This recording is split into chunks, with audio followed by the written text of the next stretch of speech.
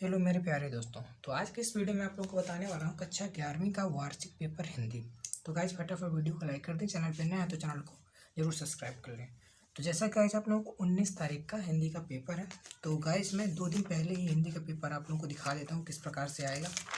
तो guys video को like कर दें और चैनल पर नया है तो चैनल को जरूर सब्सक्राइब कर दें। फर्स्ट नंबर पर गाइज जो आने वाला है आपका ऑब्जेक्टिव। ऑब्जेक्टिव गाइज कैसा है, निम्नलिखित में से सही विकल्प चयन कर लिखिए। चिराग मैस पर नहीं है। तो गाइज आपको जितने भी क्वेश्चन आंसर हैं तो इनको सबको देख लेना है। तो गाइज इसका उत्तर क्या हो जाएगा, शहर को।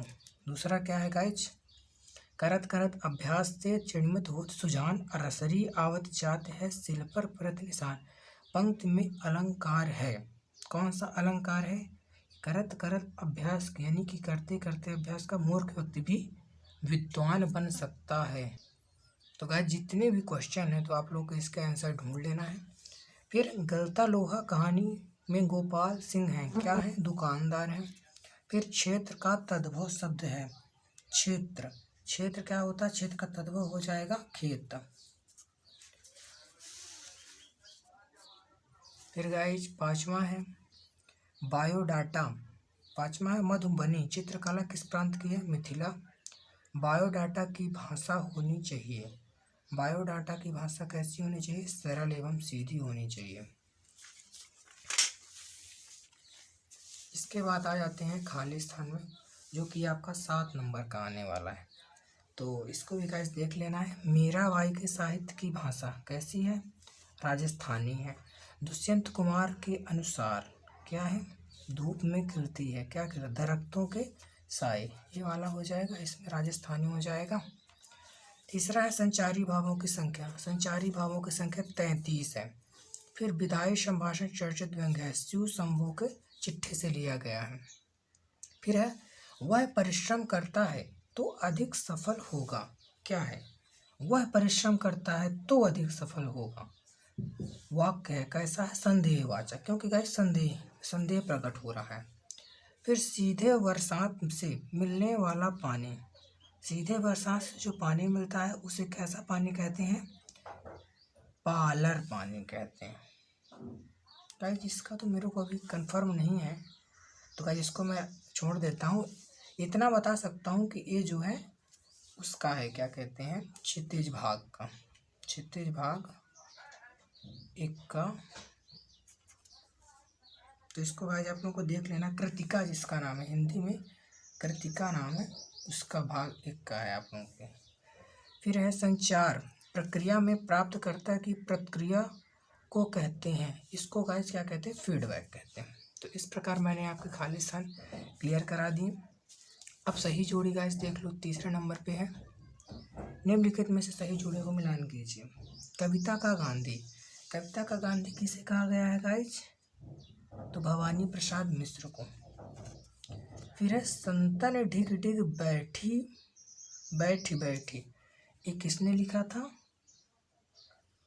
संतन ढिग ढिग बैठ बैठ, यानी कि बैठ बैठ पुनरुक्ति हो रही है यहाँ पास, तो यहाँ पास दूसरा शायद पुनरुक्ति अलंकार हो जाएगा। तीसरा है शेखर जोशी, शेखर जोशी ने क्या लिखा है, गलता लोहा, गलता लोहा के लेखक है शेखर जोशी, तीसरा। फिर हाथ मलना, हाथ मलना का अर्थ क्या हो जाता है, पश्चाताप करना, नहीं कहते गाइस कि जब बाद में अब पछताए हो तो क्या, जब चिड़िया चुग गई खेत, तो उसी प्रकार इंसान हाथ मलने लगता है, यानी कि हाथ मलना यानी पश्चाताप करना। फिर है पांचवा भरतनाट्यम। भरतनाट्यम गाइस सब कोई जानते हैं कि उड़ीसा का नृत्य यानी कि नाच, यानी जिसको डांस बोलते हैं इंग्लिश में। फिर अनुस्मारक, अनुस्मारक का मतलब होता है स्मरण पत्र, रिमाइंडर। ये हो गया गाइस छठा। इस प्रकार आपके प्रश्न क्रमांक 3 तक के ऑब्जेक्टिव क्लियर। अब आपके गाइस मैं आप लोग को दिखाने वाला हूँ प्रश्न क्रमांक 4। निम्नलिखित प्रश्नों के उत्तर एक वाक्य में। चंपा क्या छुपा देती है, तो चंपा चाक और खड़िया छुपा देती है गाइस, इसमें लिख लेना है चाक और खड़िया। फिर ओज गुण में कौन से रस आते हैं, कोई 2। ओज गुण में कौन कौन से रस आते हैं, वीर रस,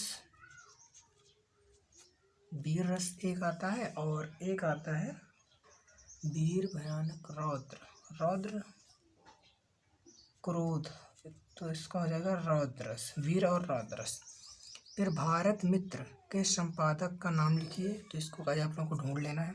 जामुन का पेड़ कहाँ गिरा था, तो सचिवालय में गिरा था, सचिवालय में। विज्ञापन लेखन में ध्यान योग्य एक बिंदु, सही ढंग से लिखना चाहिए, यानी कि विज्ञापन जो लिखना चाहिए तो उसमें काटा कूटी नहीं होनी चाहिए, उसको साफ स्वच्छ तरीके से लिखना चाहिए। तो बहुत सारे बिंदु हैं, तो आप लोग को एक लिख देना है जो आप लोगों को अच्छा लगे। 6वां नंबर है प्रश्न क्रमांक 6, आशा पूर्णा देवी की रचना का नाम। तो गाइज आशा पूर्णा देवी की रचना का नाम आप लोगों को ढूंढ के लिख लेना है। राम वृक्ष बेनीपुरी की डायरी का नाम।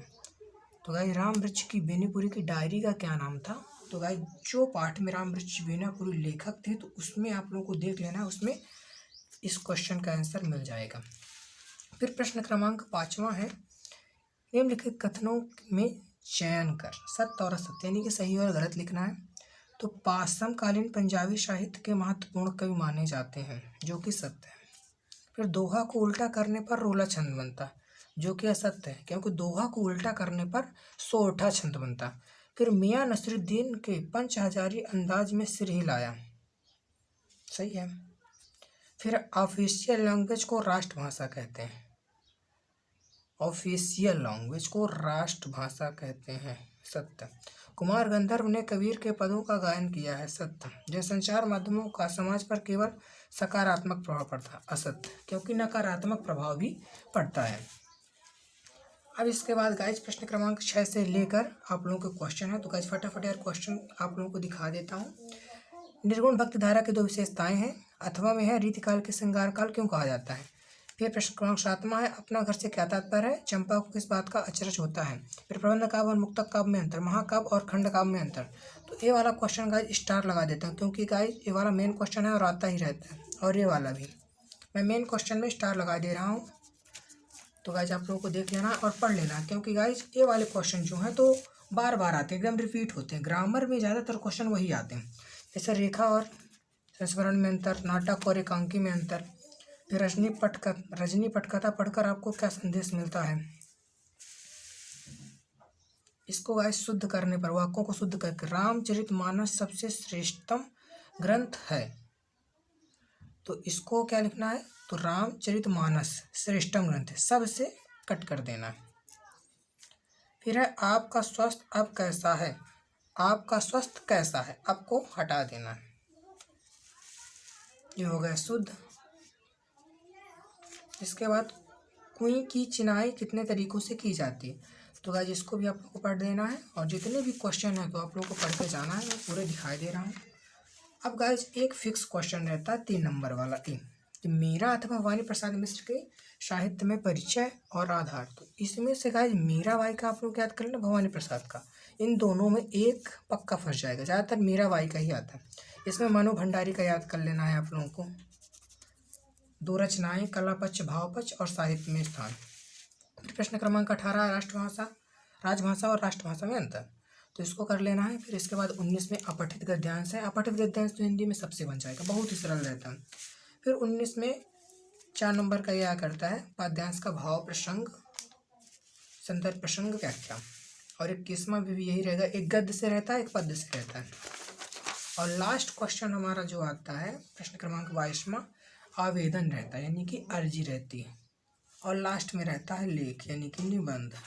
तो इसमें से गाइस आप लोगों को तैयार कर लेना है जीवन का अनुशासन, कंप्यूटर की उपयोगिता, बस। बाकी हिंदी है तो हिंदी इतना टफ विषय नहीं है, सरल है, अपने से बनाकर इसमें लिख सकते हैं और पूरे नंबर मिलेंगे, 4 में 4 आप लोगों को। तो इस प्रकार से गाइस वीडियो यहाँ पास क्लियर होता है, और आप लोगों को इस पेपर को पूरी तरह पढ़ के जाना है, क्योंकि ज़्यादा से ज़्यादा क्वेश्चन इसी पेपर से आने वाले हैं। और रियल पेपर तो गाइस सबको पता है कि रियल पेपर बाहर में नहीं होता वर्ष, तो क्या होता है कि जो हमारे प्रीवियस ईयर के पेपर होते हैं तो उससे कुछ ना कुछ हेल्प मिल जाती है, इसीलिए मैंने कक्षा 11वीं का प्रीवियस ईयर का पेपर दिखाया है। इससे गाइस ज़्यादा से ज़्यादा आप लोग क्वेश्चन आएंगे, जो कि आपका 19 मार्च को बहुत ही हेल्पफुल होंगे। तो इसी के साथ गाइस वीडियो को लाइक कर दें, और चैनल पे नए हैं तो चैनल को ज़रूर सब्सक्राइब कर दें।